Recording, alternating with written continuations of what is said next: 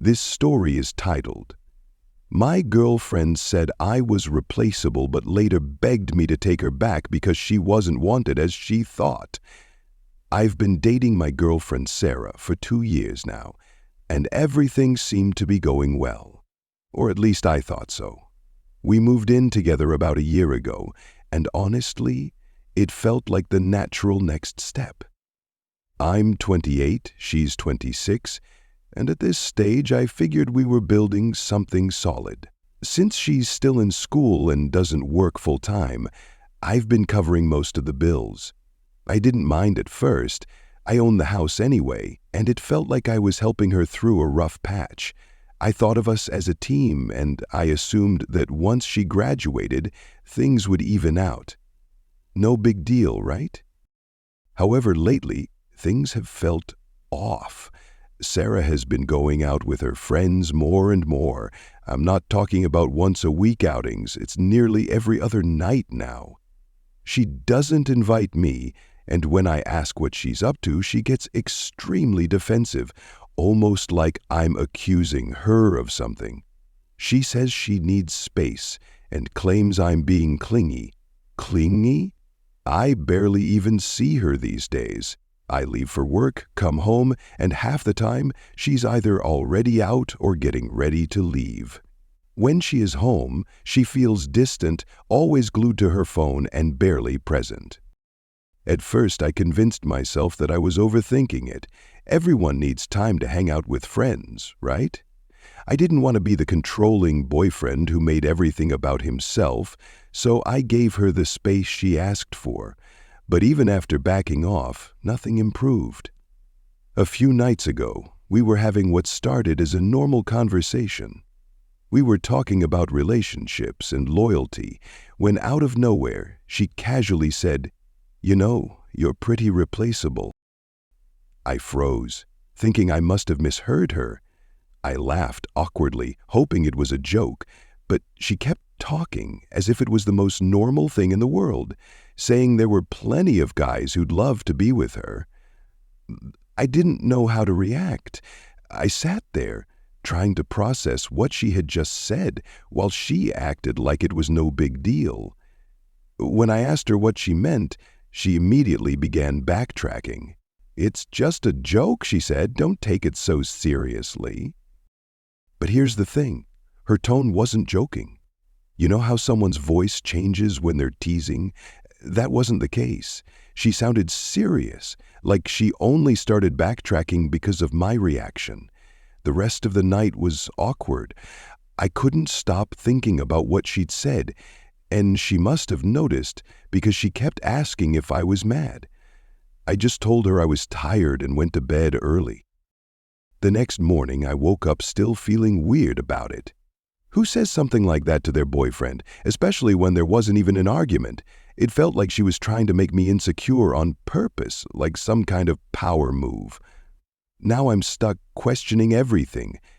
If she's saying stuff like this, does she even want to be in this relationship?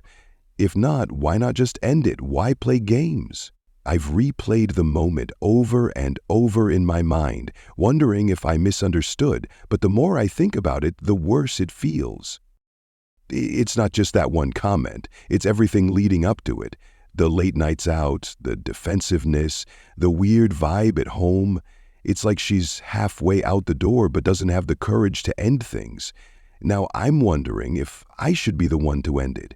Part of me thinks I'm overreacting, but another part sees this as a huge red flag. If she doesn't value me or see me as someone worth being with, then what's the point? I've been in bad relationships before, but this feels different. It's not about usual arguments or disagreements. It feels like she's testing me or pushing me away.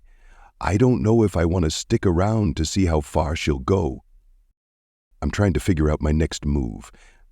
Am I overreacting by thinking this is a big deal? Should I just let it go and see if things improve? Honestly, I'm stuck and could use some advice. I couldn't stop thinking about Sarah's comment about me being replaceable. It kept lingering in my mind, no matter how much I tried to brush it off. After a couple of days, I realized I couldn't let it slide. I needed to address it and understand what was really going on. One evening, I told her we needed to talk. She was sitting on the couch, scrolling through her phone as usual, and I sat down beside her. I calmly told her that what she said had been bothering me. Oh, she barely looked up. "What are you talking about?" she asked, acting like she had no idea what I meant. I said, "You know, the whole thing about me being replaceable. It didn't feel like a joke, and it's been bugging me ever since." Her vibe immediately shifted. She rolled her eyes and put her phone down. "Are you seriously still on that? It was just a comment. You're being dramatic." I explained I wasn't trying to start a fight, but I needed to know why she'd say something like that. Did she actually believe it, or was it just a thoughtless remark? Instead of answering, she sighed and got defensive. "Oh, God, you're so sensitive. I didn't mean anything by it. You're blowing this way out of proportion." Oh, at this point I was getting frustrated. I told her I wasn't trying to make it a bigger deal than it was, but if she really thought I was replaceable, then why were we even together? I wanted to understand where her head was at because this situation didn't feel right. That's when she hit me with it. She crossed her arms, looked me dead in the eye and said, "Honestly, yeah, I've thought about it. There are better guys out there, but I'm with you because I love you. That should be enough." I just sat there trying to process what she had said. Better guys out there? She was essentially admitting she was settling for me, like I was some kind of consolation prize. I stayed silent for a moment, trying to gather my thoughts before responding. Finally, I said, "So let me get this straight. You think you're settling for me, but I should be okay with that because you love me? Is that what you're saying?" She shrugged and replied, "Yeah, I guess. Look, I didn't mean to hurt your feelings. I was just being honest." That's when it hit me. This wasn't some offhand remark or a poor attempt at humor. It was genuinely how she felt. She didn't value me or the relationship we had. I realized I couldn't continue like this anymore. "I think we're done," I said, doing my best to keep my tone steady. Her eyes widened in disbelief, as if she hadn't expected those words. "Wait, what? You're breaking up with me over this?" "Yes," I replied. "If you think I'm so replaceable, then go find one of those better guys you mentioned. I'm not staying in a relationship where I'm not appreciated." That's when the shouting began. She hurled every insult she could think of, calling me dramatic, selfish, and ungrateful. She even tried to twist things around, accusing me of abandoning her after all we had been through. I didn't take the bait. I calmly reminded her that this was my house. I'd been covering all the expenses while she focused on school, and it was time for her to move out. She argued, claiming she had nowhere to go, but I stood my ground. I told her she had until the end of the week to pack her belongings and leave. At one point, she began crying, claiming she couldn't believe I was doing this to her. Yet it didn't seem genuine. It felt more like she was mourning the loss of her security than the end of our relationship. The rest of the evening was tense. She slammed doors, muttered under her breath, and avoided me entirely.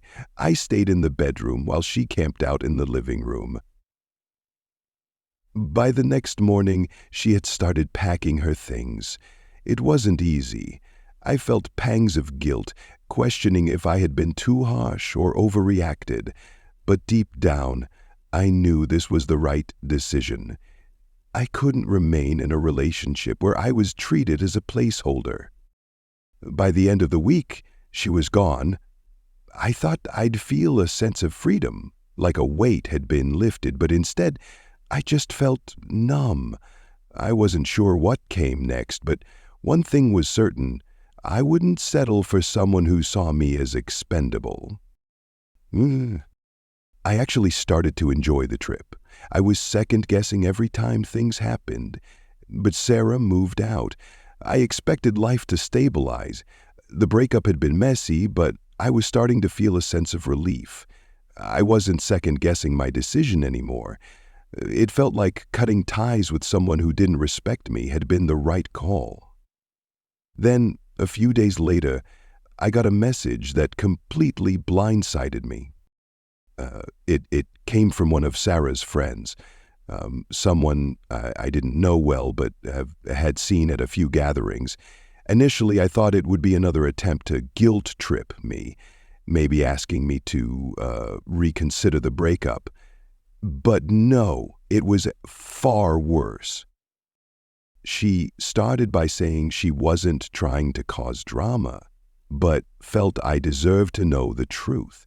She told me Sarah had been seeing another guy behind my back for months. According to her, it was someone Sarah had met through her circle of friends, and she had been sneaking around with him while still living in my house. At first, I didn't know how to respond. Part of me didn't want to believe it, but as she continued talking, so much started to make sense. The late nights, her defensiveness, and the way she suddenly acted like she was doing me a favor by staying with me.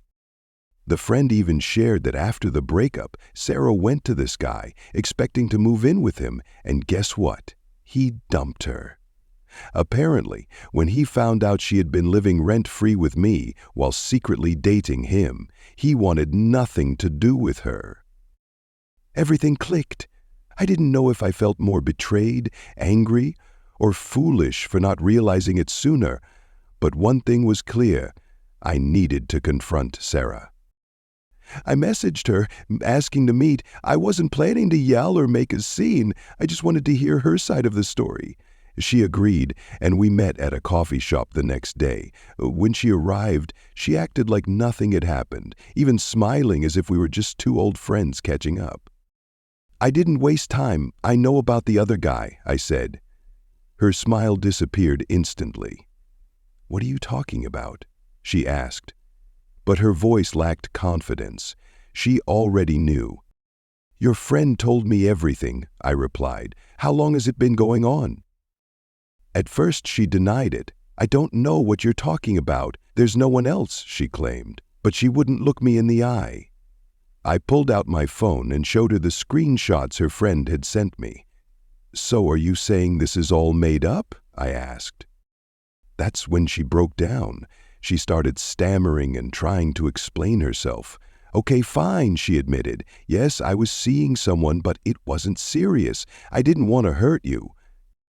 I couldn't believe what I was hearing. You didn't want to hurt me? I said, incredulous. You were living in my house, letting me pay for everything while sneaking around with someone else. Do you even hear yourself? She tried to justify it, saying she felt neglected because I was always busy with work and didn't know how to talk to me about it. She claimed the other guy made her feel wanted, like she was a priority. By that point, I was done. Spin it however you want, I told her, but it doesn't change the fact that you lied and used me. I stood up, told her I never wanted to see or hear from her again, and walked out. I wish I could say I felt relief or closure after confronting her, but I just felt drained. It confirmed everything I'd suspected for months, but instead of feeling vindicated, I felt empty. When I got home, I blocked her number and deleted her from social media. I wasn't leaving any door open for her to worm her way back into my life. Looking back, the signs were always there. I just didn't want to see them because I trusted her. But now I know better. When someone shows you who they are, believe them the first time. That's where I'm at now, just trying to move forward and leave all of this behind. It'll take time, but at least I'm no longer stuck in a relationship with someone who didn't respect me. That has to count for something. Update 3. For a while, things were quiet. I thought she'd gotten the message and moved on, but of course, that was wishful thinking. A week later, she showed up at my house unannounced. The first time, she knocked on the door, acting casual, as if we were still on good terms. "Hey," she said with a forced smile. "Can we talk?" "No," I replied, keeping the door mostly closed. "We've already talked. There's nothing left to say." I cut her off. "I'm not interested in excuses," I said. "We're done, Sarah. You need to leave." She tried to argue, but I stood firm. And I told her if she didn't leave, I'd call the police. She stormed off in a huff, but I knew it wasn't the last time I'd see her. And sure enough, the next time she showed up, she didn't come alone. She showed up with a couple of her friends, and they were rowdy the moment they stepped out of the car. They started shouting through the door, calling me a jerk for kicking her out, and accusing me of overreacting. I cracked the door open just enough to speak and said firmly, "This is between us. Sarah and me, you have no right to be here. If you don't leave, I'll call the police." One of them tried to argue, claiming I was being unreasonable, but I shut the door in their faces. They continued, yelling for several minutes before finally leaving. That wasn't the end of it. Sarah began using mutual friends to get to me. I started receiving messages from people I hadn't talked to in months, asking if it was true that I'd kicked her out for no reason. She was spinning the situation to make herself look like the victim, claiming I'd acted out of the blue. At first, it bothered me. The thought of people believing her lies upset me. But then I realized the people who truly knew me wouldn't fall for her story. They'd see through her narrative just as I had. I wanted to protect myself. I began documenting everything, texts, messages, anything that could show what really happened. I wasn't going to let her distort the truth any further. The tipping point came when she tried to involve one of my closest friends to guilt me into talking to her. This friend, let's call him Jake, came over one evening to tell me what had been going on. He said Sarah had been messaging him nonstop, saying things like, "Can you talk to him for me? He won't listen to me," and even pretending to be concerned about me. Jake, being the solid guy he is, wasn't having any of it. "Look, man," he said, "I'm just letting you know what she's been saying. I told her to back off, but you might want to stay on alert." That was it for me. I decided it was time to ensure every possible tie was severed. I reached out to a lawyer to confirm she had no legal claim to anything in the house or the life we'd built together. By the end of that week, I felt like I had finally taken back control of my life. It wasn't easy, but I knew cutting ties completely was the only way forward. Even though the whole ordeal had been chaotic, I started to feel a sense of relief. I was no longer constantly on edge, waiting for the next wave of drama. For the first time in a while, I could focus on myself and think about what came next. Sarah might have believed she could manipulate her way back into my life, but I made it clear that no chance. I was done and I wasn't looking back. Update 4. After everything that happened, I thought the drama was finally over. I blocked Sarah on all platforms, changed the locks, and told her to leave me alone. For a while, it seemed like she had moved on, and I concentrated on piecing my life back together. But then karma seemed to have its own plans for her. It started with a message from a mutual friend. Let's call him Chris. Chris wasn't someone who usually got involved in other people's problems, so when he reached out, I knew it wasn't going to be good. He told me Sarah was going around, telling everyone we knew that I had been controlling and forced her out of the house. At first, I felt irritated that she was still trying to portray herself as the victim. However, Chris reassured me that most people weren't buying her story. Apparently, she had burned a lot of bridges recently, and her version of events wasn't gaining traction.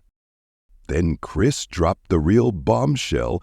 The guy Sarah had been sneaking around with wasn't the dream partner she'd imagined. After I kicked her out and she tried to move in with him, he dumped her. The reason? He found out she'd been living rent-free with me while using my money. According to Chris, the guy called her a gold digger and completely cut ties. But it didn't stop there. Sarah struggled to find a new place to stay because none of her close friends wanted to take her in. The one friend who did let her stay got fed up quickly.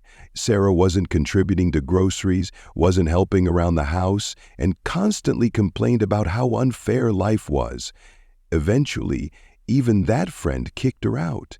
Now she was couch surfing wherever she could, reaching out to old friends she hadn't spoken to in years and trying to guilt them into letting her stay. Most of them either ignored her or flat out refused. It got worse. Sarah was still in school and her grades had taken a nosedive. She had been skipping classes during her affair and was now at risk of failing some of her courses. She also started applying for internships in her field, but she wasn't getting any callbacks. Word about her unreliability and drama had spread, and no one wanted to take a chance on her. When I heard all this, I had mixed feelings. Part of me felt sorry for her. She had clearly dug herself into a hole. But another part couldn't help but think, what did you expect? She made her choices, and now she was facing the consequences. Then, one day, I got an email from her. After all the blocking and shutting her out, she found a way to contact me. The email was long, filled with apologies and excuses. She admitted she'd made a huge mistake, saying she had taken me for granted. She begged me to give her another chance, promising to do whatever it took to fix things. I didn't even reply. There was nothing left to say. I had given her countless opportunities to be honest and fix things while we were together, and she squandered them all. I wasn't about to let her back into my life just because things weren't going her way anymore. The irony is, I didn't have to lift a finger for karma to catch up with her. She created this mess herself and was now dealing with the fallout. While I don't find joy in someone else's struggles, I'd be lying if I said it didn't feel like justice. As for me, life is looking up. I've been focusing on work, reconnecting with friends, and picking up hobbies I had put on hold during our relationship. It feels good to finally have control over my life again. I don't know what Sarah's doing now, and honestly, I don't care. She made her choices, and now she's living with the results. I just hope she learned something from all this, because I certainly did. If there's one lesson I've taken away, it's that you should never let anyone treat you like you're just an option. Respect yourself enough to walk away when someone shows you they don't value you. It's not an easy thing to do, but in the long run, it's worth it. Update 5. A few months after cutting Sarah out of my life completely, things started falling into place in ways I hadn't expected. It felt like a chain reaction of good luck.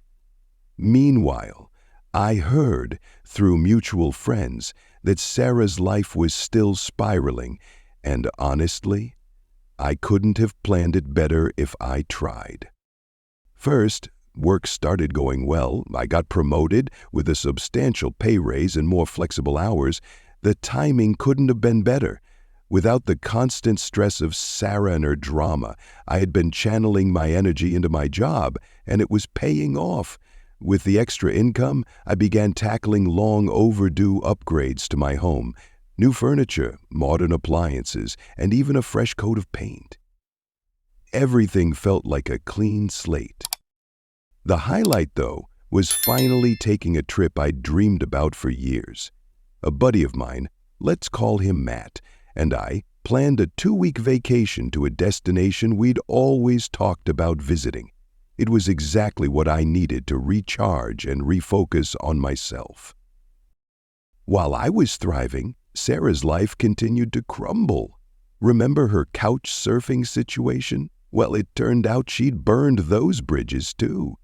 One of her friends posted a rant on social media about how Sarah had been freeloading and refusing to contribute to anything. The post didn't name her outright, but it wasn't hard to figure out who they meant. I tried to ignore what was happening with her, but people kept bringing it up. Apparently, she was struggling to find a place to stay because nobody wanted to deal with her anymore. Her reputation as a user had spread, and even those who were once close to her were cutting ties. Then came the real blow.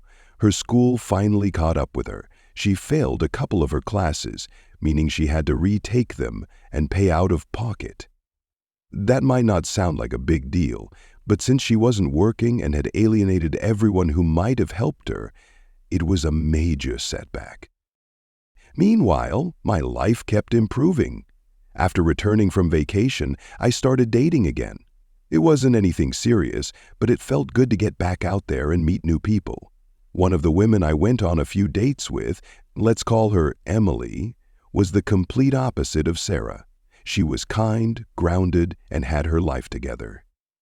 While we didn't end up in a relationship, it reminded me that there are amazing people out there who genuinely know how to treat others with respect. Then, something unexpected happened. A mutual friend, someone who had stayed neutral throughout all the chaos, reached out to me. Let's call her Lisa.